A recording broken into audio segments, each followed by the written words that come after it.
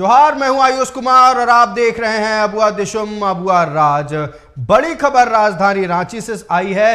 Hotwar jail में ED की छापेमारी के बाद बड़ा खुलासा हुआ। ईडी के हाथ प्रेम प्रकाश और अमित अग्रवाल का ऑडियो क्लिप लगा है।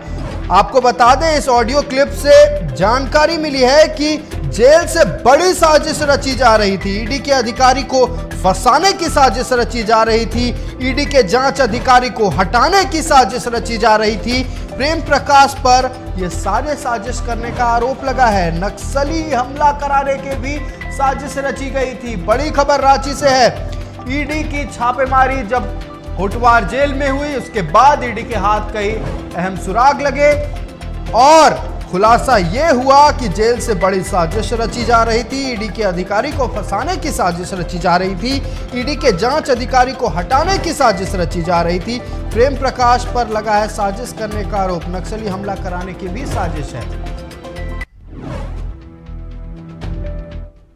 होटवार जेल में ईडी की छापेमारी का मामला है और आपको आगे बताते चले कि ईडी के हाथ लगा है प्रेम प्रकाश और अमित अग्रवाल का ऑडियो क्लिप। सूत्रों के हवाले से यह खबर सामने आई है। दोनों ने एक अधिकारी के साथ जेल में मीटिंग की थी। यह भी सूत्रों के हवाले से खबर है। ईडी के अधिकारियों के खिलाफ साजिश रची जा रही थी।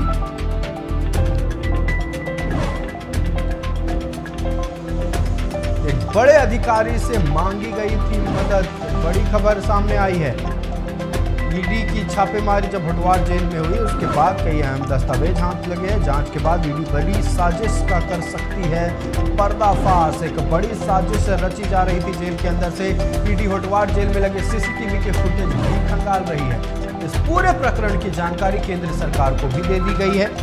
सूत्रों के हवाले से एक खबर है। होटवार जेल के अधीक्षक और जेलर को समन कर सकती है ईडी।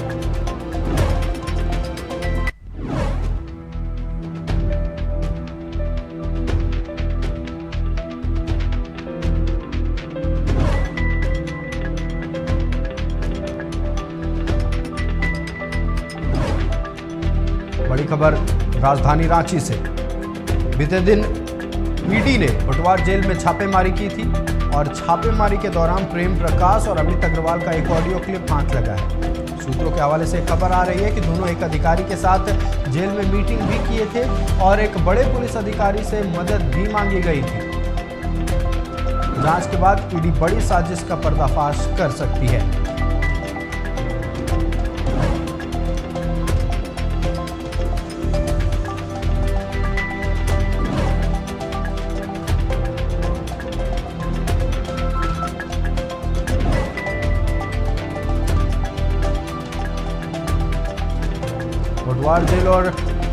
होटवार जेल के अधीक्षक और जेलर को ईडी समन कर सकती है। बड़ी खबर सामने आई है। ईडी की छापेमारी में बड़ा खुलासा हुआ है। जेल से बड़ी साजिश रची जा रही थी। ईडी के अधिकारी को फंसाने की साजिश रची जा रही थी। ईडी के जांच अधिकारी को हटाने की साजिश रची जा रही थी। प्रेम प्रकाश पर साजिश करने का आरोप लगा है। नक्सली हमला कराने की भी साजिश रची जा रही थी।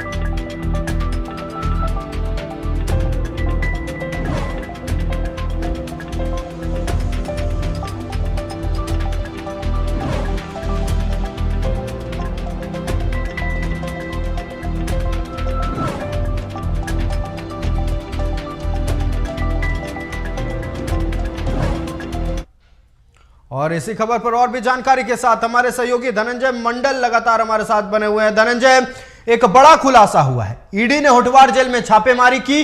प्रेम प्रकाश और अधिकारियों को लेकर कई अहम खुलासे हुए हैं। ईडी के अधिकारियों के खिलाफ साजिश रची जा रही थी। यह भी सूत्रों के हवाले से खबर है। आपके पास तमाम जानकारियां हैं, दर्शकों को बताएं।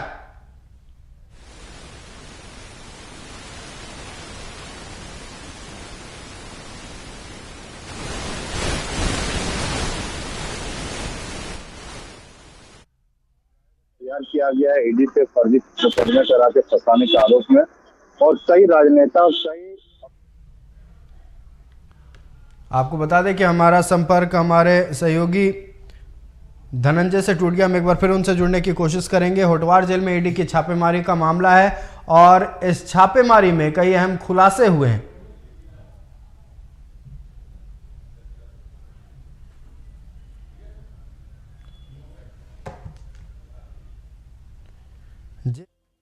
थी बड़ी साजिश। ईडी के अधिकारी को फंसाने की साजिश रची जा रही थी। ईडी के जांच अधिकारी को हटाने की साजिश रची जा रही थी। प्रेम प्रकाश पर साजिश रचने का आरोप लगा है।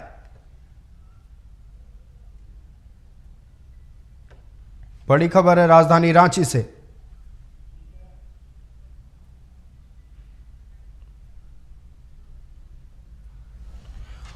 और एक बार फिर हमारे सहयोगी धनंजय लगातार हमारे साथ बने हुए हैं। धनंजय, आरोप लग रहा है कि जेल के अंदर से, होटवार जेल के अंदर से ईडी के अधिकारी को फंसाने की साजिश रची जा रही थी, साथ ही साथ नक्सली हमला कराने की भी साजिश रची जा रही थी। पूरी जानकारी आपके पास है, दर्शकों को बताएं।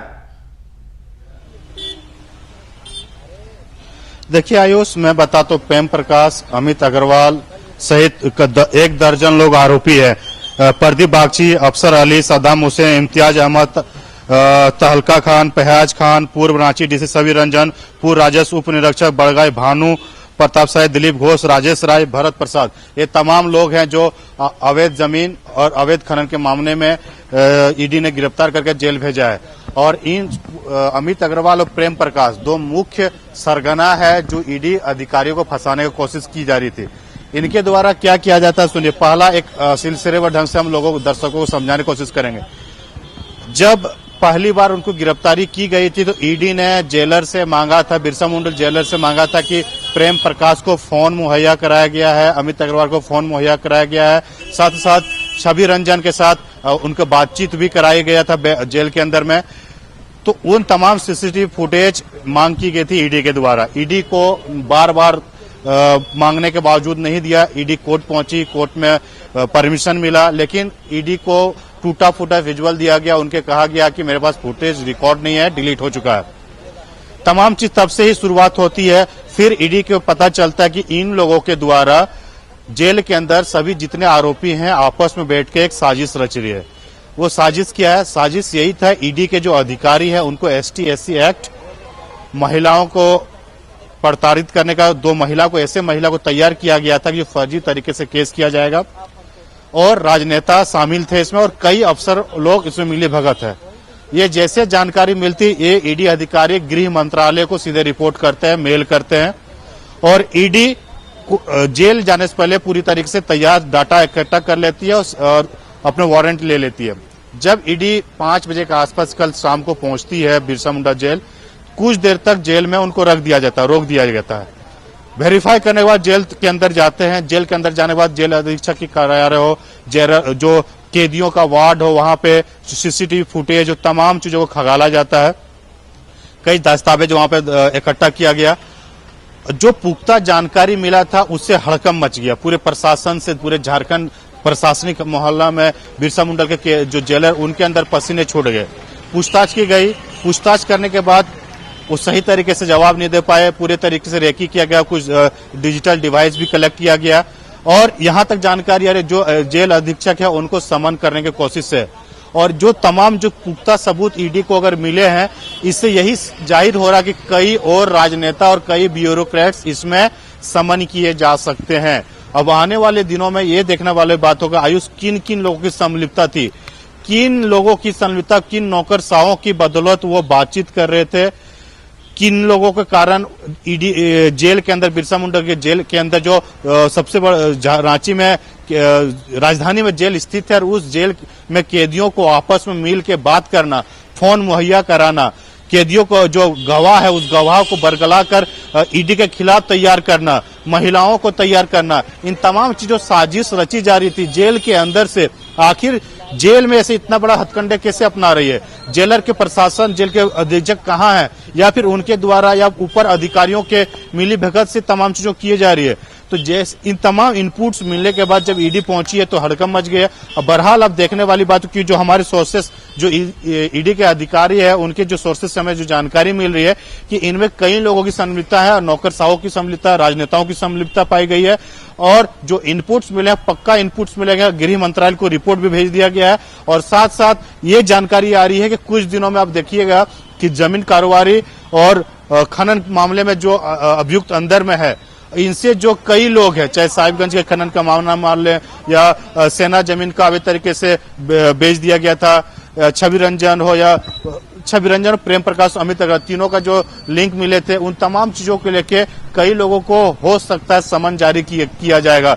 और खासकर जो हमें जानकारी अभी कुछ दोपहर तक जो जानकारी मिल रही थी कि ईडी एक रिपोर्ट तैयार कर रही है और जो साक्ष्य मिला उस साक्ष्य को जो जेल से उन्होंने लेके आए हैं, जेल से कई इनपुट्स लेके आए हैं, उन तमाम चीजों को वेरीफाई कर रही है। वेरीफाई करने के बाद इसमें जो लोगों के धनंजय, आपका हमारे साथ जुड़ने के लिए और तमाम बातचीत के लिए बहुत बहुत धन्यवाद। बड़ी खबर है झारखंड के लिए, बड़ी खबर है पूरे देश भर के लिए। ईडी के अधिकारियों के खिलाफ होटवार जेल से साजिश रची जा रही थी और साजिश ऐसी वैसी नहीं, साजिश थी ईडी के अधिकारी को हटाने की, साजिश थी नक्सली हमला करवाने की। हालांकि सूत्रों के हवाले से यह खबर सामने आई है, लेकिन अब मामले पर पूरी तरह से जांच चल रही है। केंद्र सरकार को पूरी जानकारी दे दी गई है। आने वाला समय बेहद खास होने वाला है, खासकर के लिए झारखंड के लिए और प्रेम प्रकाश और अमित अग्रवाल के लिए।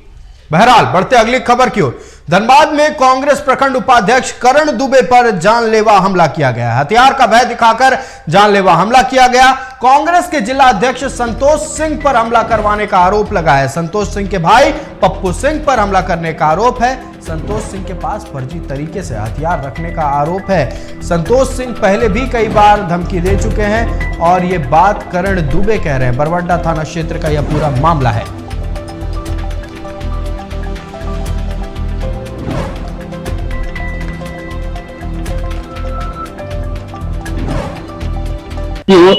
ड्यूटी से अपने घर जा रहे थे, उसी बीच में एक लाइन में जिला अध्यक्ष संतोष सिंह के भाई पप्पू सिंह, एक व्यक्ति को मैं जानता हूँ सूरज वर्मा और अज्ञात आत्म लोग थे गमछी लपेटे हुए, अचानक मेरे गाड़ी पास रोकने की कोशिश किया और पिस्टल निकाले पप्पू सिंह। मैं उसी बीच में भागने की कोशिश किया, जिसमें कि पिस्टल के बेट से मेरे शीशा फोड़ दिए, पत्थर भी चलाया गया और पिस्टल से मारा भी गया, लेकिन शीशा गाड़ी लग कर जिसके कारण वो निकाल नहीं पाए हमको और हम भाग के बरवादा थाना गए और मेरे बरवादा थाने की पुलिस वाले किसी तरह मेरी जान बचाई। और जिला अध्यक्ष संतोष सिंह मेरे कभी भी अब तो आज हत्या करने की कोशिश करे, प्रयास करिए, कभी भी मेरे हत्या करा सकते मेरा परिवार।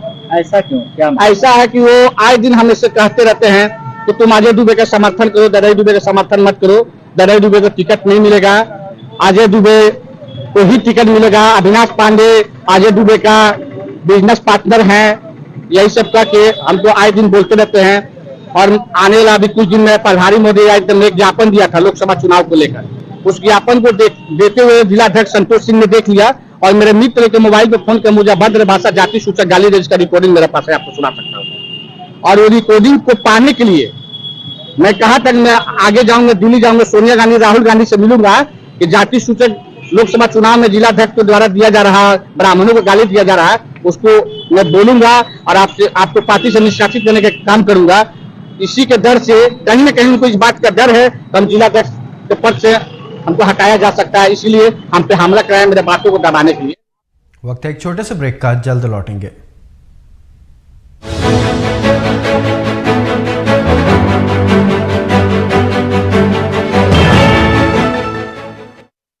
ब्रेक के बाद एक बार फिर सभी का स्वागत है। छत्तीसगढ़ से सामने आया महादेव बेटिंग ऐप और कांग्रेस के बीच का कथित रिश्ता अब झारखंड के राजनीतिक गलियारों में भी सुर्खियां बटोर रहा है। बीजेपी ने मुख्यमंत्री भूपेश बघेल और कांग्रेस के अन्य नेताओं को हुए पैसे के भुगतान को सही बताया है। विभिन्न प्रकार के आपराधिक तौर तरीकों से चुनाव को प्रभावित करने के लिए धनराशि एकत्रित करने का, धनराशि का उपयोग करने का मामला सामने आता रहा। भारतीय जनता पार्टी लगातार इस पर आवाज उठाती रही। असीम दास और शुभम सोनी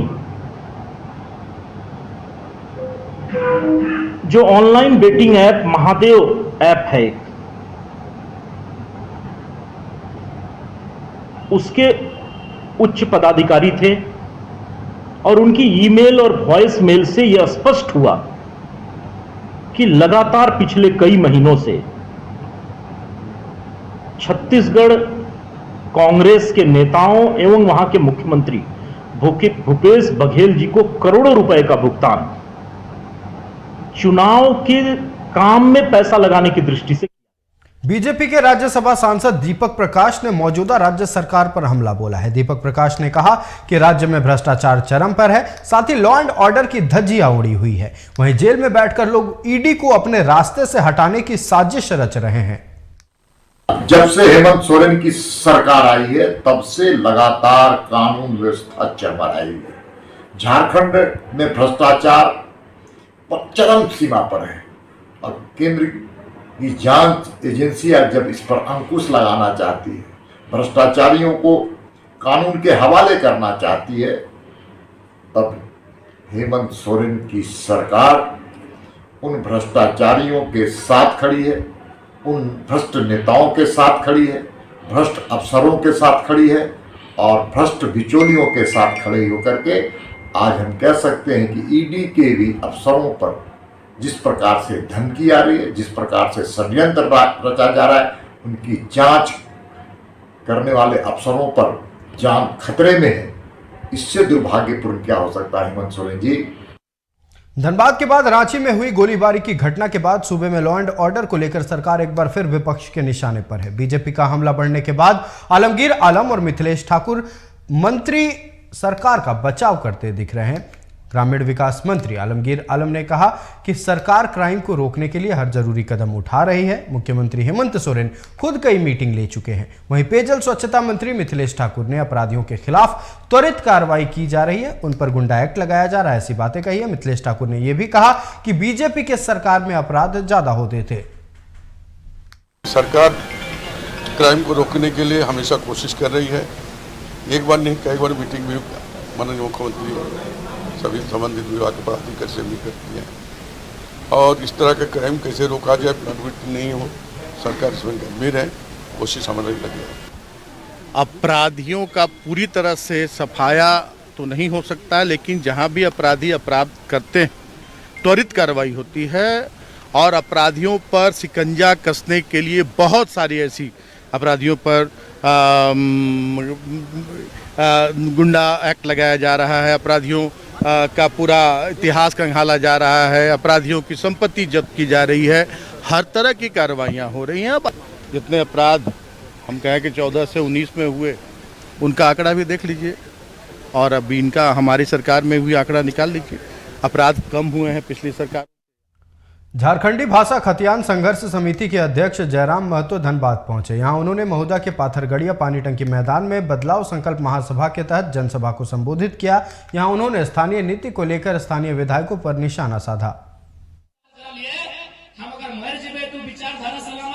अगर मुझे लोग अपराधी मानेंगे, मुझे अगर कुछ भी मानते हैं और अगर हमें फांसी और सूली पे भी चढ़ाते हैं तो मुझे स्वीकार होगा, क्योंकि आज मैंने देखा जादूगोड़ा का यूरेनियम की घटना, सीसीएल बीसीसीएल का जुल्म देखा, मैंने टाउनशिप में जमीन अधिग्रहण की समस्याओं को सुना और जब मैं उस समस्याओं का तब और मजबूती हो जाती है जब कोई 70 दिन से धरना पर बैठा है, कोई 1 महीने से धरना पर बैठा है, तब कहीं ना कहीं ये बातें मुझे पीड़ित करती है और उन पीड़ित बातों को लगातार मैं अपने जहन में रखता हूँ। इसीलिए आज मैंने ये विकराल रूप धारण किया है और मजबूरी में मुझे इन शब्दों को उच्चारण करना पड़ा। इससे परिवर्तन होगा, क्योंकि सर्वोपरि जनता है, जनता में एक आक्रोश होगा और इस आक्रोश को हम लोग मतदान के माध्यम से बदलाव करने की प्रयास करेंगे। देखिए, हमारी अगर बात की जाए तो हम लोग धनबाद और गिरिडीह, चूंकि धनबाद मेरा जिला है और गिरिडीह मेरा लोकसभा का सीट है, तो दोनों को अभी मद्देनजर रखते हुए जैसा हमें कमेटी से आदेश मिला है उसके अनुसार चल रहे हैं। उसके बाद जैसी राय शुमारी होगी उस पर जामताड़ा विधायक सह झारखंड विधानसभा के आंतरिक संसाधन और केंद्रीय सहायता समिति की सभापति इरफान अंसारी ने दुमका परिसदन में अधिकारियों के साथ समीक्षा बैठक की। बैठक में विधायक इरफान अंसारी ने कई विभागों की ओर से संचालित योजनाओं और राजस्व संग्रह के मौजूदा स्थिति की जानकारी ली। इस दौरान इरफान अंसारी ने राजस्व में बढ़ोतरी को लेकर पदाधिकारियों को दिशा निर्देश दिया। आंतरिक संसाधन रिसोर्सेज जो है, सेंट्रल का जो फंड है, स्टेट गवर्नमेंट का जो फंड है, उसका यूटिलाइजेशन क्या हुआ, नहीं हुआ, खर्च हुआ, नहीं हुआ, इसको लेकर मैंने बैठक किया और सारे पदाधिकारियों के मैंने समीक्षा किया और सभी रिपोर्ट जो मैंने पाया संतोषजनक पाया और कहीं कहीं कुछ त्रुटियां हैं तो उसको मैंने कहा कि सुधार लीजिए और सरकार की जो भी योजनाएं हैं, जो भी हमारे माननीय मुख्यमंत्री जो हैं वो डिस्ट्रिक्ट को सौंपते हैं तो उसको बढ़िया से अनुपालन करें ताकि योजनाओं का लाभ सीधा हमारे लोगों को मिल सके। गुमला के बसिया रेफरल अस्पताल से एक लापरवाही का मामला सामने आया है। पीड़ित ने एसपी से मिलकर न्याय की गुहार लगाई है। अस्पताल पर आरोप है कि गलत ग्रुप का ब्लड चढ़ाने से एक गर्भवती महिला की मौत हो गई। पीड़ित ने बताया कि अस्पताल में बच्चे को जन्म देने के बाद उसकी पत्नी को खून की कमी बताई गई। इसके बाद डॉक्टरों की लापरवाही से गलत ग्रुप का ब्लड चढ़ा दिया गया। इसी वजह से उसकी पत्नी की मौत हो गई। मेरे पत्नी वाइफ के साथ में बहुत बड़ा हादसा किया गया है। डॉक्टर सहिया की लापरवाही से और पैथोलॉजी की लापरवाही से मेरी वाइफ की हॉस्पिटल में इलाज के दौरान डेथ हो गया था। तो उसमें मतलब सहिया ने बहला फुसला कर 8वें महीने में ही अपने कमीशन के चक्कर में ऑपरेशन करवा दिया समय से पहले, और गलत ब्लड ग्रुप चढ़ाने की वजह से मेरी वाइफ की डेथ हुई है। इसी को लेकर हम लोग एसपी से न्याय की गुहार लगाने के लिए गुमला आए हुए थे। हाँ बोलिए।